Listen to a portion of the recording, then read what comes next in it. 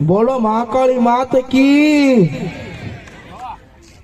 હજી જોડે જય બોલો પાપ લાગે તો મારી માથે બોલો મહાકાળી માત કી મેલડી માત કી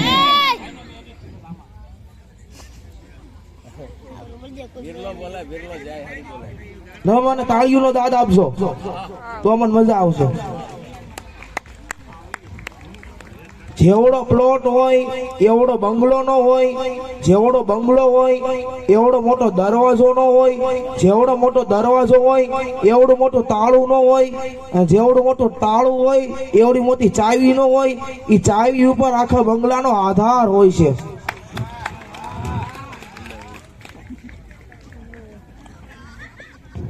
તમે જો અત્યારે લગ્ન ગાળો બહુ છે એટલે લગ્ન નો જો કહું છું તો લગ્નમાં ગોળ વરાજાને કહેતા હતા કે જમણા પગનો અંગૂઠો ખેટલિયાને અડાડો તો વરાજો ડાબા પગનો અંગૂઠો અડાડે તો ગોળ મહારાજ ખાર ખાઈ ગયા મેં તને કેટલી વાર કીધું હતું જમણા પગનો અંગૂઠો અડાડ તો વરાજો ખાર ખાઈ ગયો ત્યાં તલવાર કાઢી ઉભો રહ્યો એ કે જમણા પગનો અંગૂઠો કારખાનામાં કપાઈ ગયો છે હું આબરૂની કરો છો ખેટલિયાને ક્યાં ખબર છે ડાબો છે જમણો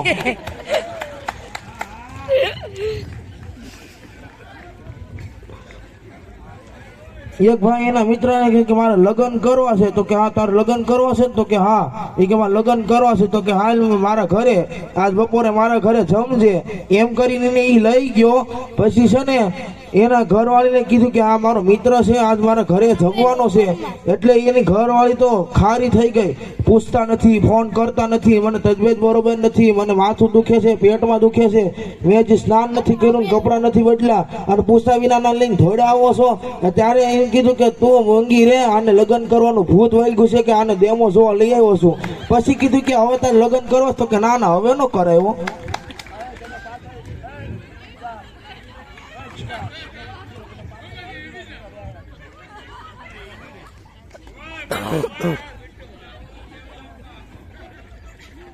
કયો છોકરા વાળો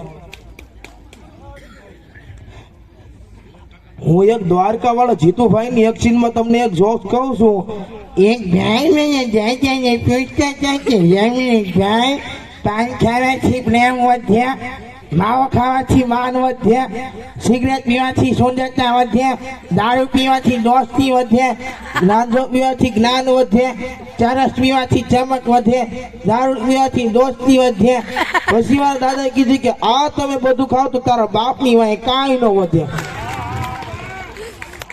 હા બહુ તાળી દામ આવો નિશાળમાં એક છોકરાને સાહેબે ઉભો કરીને જોયું કે છોકરા ઉભો થા રિક્ષા ને પરીક્ષામાં હું ફેર તો છોકરો કે સાહેબ રિક્ષામાં છે ને બે ને ભેગા બેવડાવવા પડે અને પરીક્ષામાં નોખા બેવડાવવા પડે પછી બીજા છોકરાને ઉભો કરીને પૂછ્યું કે છોકરા ઉભો થા સત્ય અને ભ્રમમાં હું ફેર તો છોકરો કે સાહેબ તમે અમને ભણાવો છો ને એ સત્ય છે અને તમને એમ થાય કે અમે ભણ્યું છે એ તમારો ભ્રમ છે પછી ત્રીજા છોકરાને ઊભો કરીને પૂછું કે છોકરા ઊભો થા હું બે ઈંડા આયા મૂકું ને બે ઈંડા આયા મૂક તો કેટલા થાય તો છોકરો કે સાહેબ મરઘીનું કામ તમે શું કામ કરો છો એ તમે મરઘીને કરવા દો ને એક પ્રેમિકાએ તો શાયરી લખી હતી કે તમે નીકળો તો મને ઠીક લાગે છે જો તમારા બાપા નીકળે તો મને બીક લાગે છે તમે નીકળો તો ઠીક લાગે છે જો તમારા બાપા નીકળે તો મને બીક લાગે છે જો આવે પોલીસ વાળાની ગાડી તો મારા સ્કૂટર ને કિક લાગે છે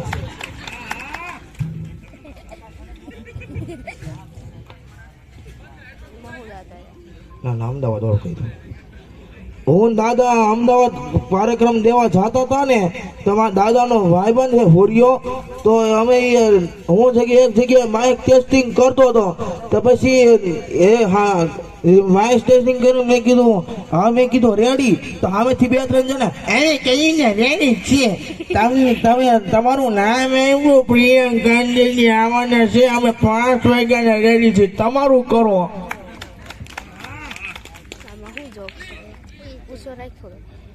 એક મારા પપ્પા માસ્ટર છે એટલે માસ્ટર નો શોખ કહી દઉં છું તો તમે જુઓ તો અત્યારે એ કર્મચારીને સાહેબે કીધું હતું કે તમે ભૂત પ્રેતમાં માનો છો? તો કે હા, ભૂત પ્રેતમાં તો કોણ ન માને? તો કે વાંધો ને કેમ પૂછો છો સાહેબ? એ કે તમે શુક્રવારે જે રજા રાખી હતી એ તમારા કાકા આવ્યા હતા, હમણાં ચા પાણી પીને ગયા, ત્યારે ખબર પડી કે ખોટે ખોટે ગુજરી જાય છે એમ કરીને રજા મૂકીને વયા જાય છે.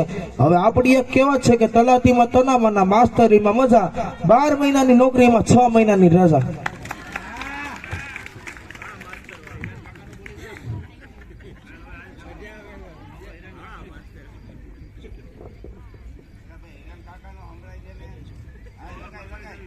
તમે જો અત્યારે લગ્ન ગાળો બહુ છે ને, એટલે લગ્નનો જોક કહું છું તો આપણે અહીંયા પતિ પત્ની એકબીજાનું નામ નહોતા લેતા, હવે તો અહીંયા ભણી ગણી આગળ નીકળી ગયા છે, તો હવે નામે બોલાવે છે. એટલે એમાં નવા નવા લગ્ન થઈને પુરુષનું નામ હિરેન હોય તો ભાઈ એવા કવાસોથી બોલાવે, હિરેન. તો હિરેન તો ઓગળવા માંડે, આપણને એમ થાય કે આને ડબલું લઈને ઢોલમાં ભરવો પડશે. એમાં લગ્નને 3 વરા થાય ને પછી ટોન બદલે હિરેન, પછી હિરેનભાઈ આમ ઓગળવા માંડે, પછી લગ્ન ને 12 થાય ને હિરિયા.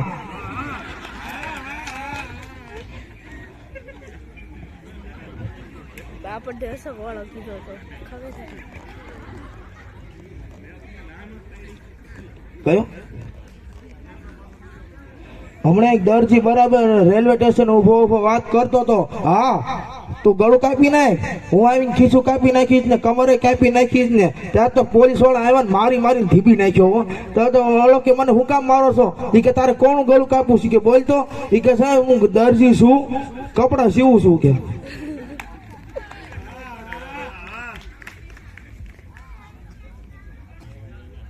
ખારો જોક્સ કે એક બેન એના ઘરવાળીને કહે કે, એક ભાઈ એના ઘરવાળીને કહે કે હાવેની બારીએ પડદો નખાઈ દો ને.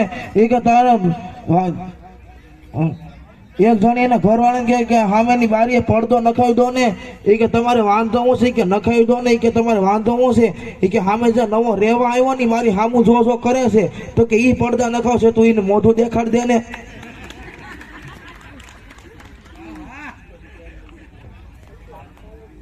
એક દારૂડિયો રેલવેના પાટે હોઈ ગયો હતો, તો ત્યાંથી પોલીસ વાળાની ગાડી નીકળી.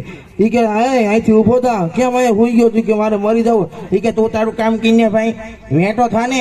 એ કે હમણાં તો ટ્રેન આવશે તો કપાઈ જાય. એ કે હમણાં ઉપરથી પ્લેન ગયું તો કાંઈ નથી થયું, તો ટ્રેનમાં શું થવાનું?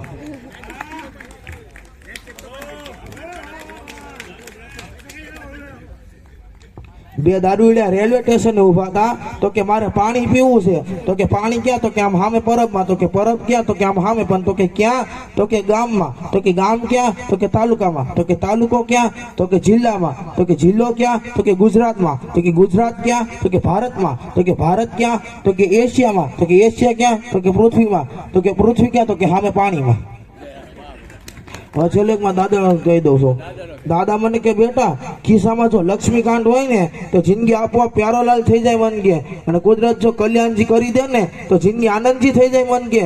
તો મેં કીધું વાહ દાદા, વાહ દાદા. ગુજરાતીમાં જો ધનસુખ છે, મનસુખ છે, હરસુખ છે, તનસુખ છે, દિલસુખ છે. આ સુખની વચ્ચે ધનસુખ ઘટતા જાય છે, મનસુખ વધતા જાય છે, અને શાંતિલાલ તો કઈ દેખાતા નથી સાહેબ. શાંતિ તો કોઈને છે જ નહીં. હવે છેલ્લે સુરાદાદો ને ના ના ઈ નથી કેવો. ના નહીં ઈ નહીં.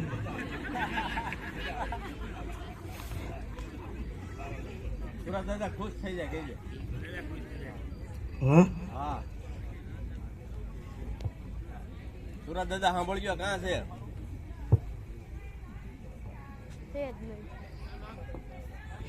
સુરત દાદા મને હામાં મળ્યા ને તો ડાબા હાથમાં પાટો હતો. તો મેં એમને પૂછ્યું કેમ ડાબા હાથમાં પાટો છે? તો કે રનો સીસોડો ખોલ્યો ને, ઉનાળો આવ્યો એટલે. તો કે એમાં ડાબા હાથમાં પાટો થોડો હોય. તો કે હાથ આવી ગયો સીસોડામાં. તો કે એમાં હાથમાં પાટો થોડો હોય. તો કે ઈ આવ્યો તો જમણો ઈ કે મેં કીધું કે સારું કહેવાય ડાબો હાથ આવ્યો, જમણો આવ્યો તો ખાત કેમ નાત કેમ? ઈ કે એટલી જ મને ખબર પડે છો. આવ્યો તો જમણો જ કાઢીને ડાબો ખાલી દીધો. વાહ સુરાભાઈ વાહ. છેલ્લે એક જોક કે મારું પૂરું કરું છું. કયો?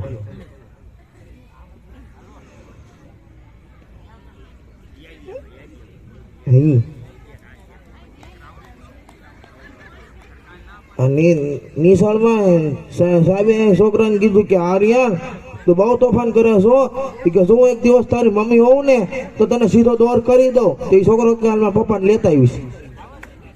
તમે મને સાંભળ્યું, ખૂબ ખૂબ આભાર. જય માતાજી. મને વાંચી લગ્નમાં જોક્સ કેવા મળ્યા એ મને આનંદ છે.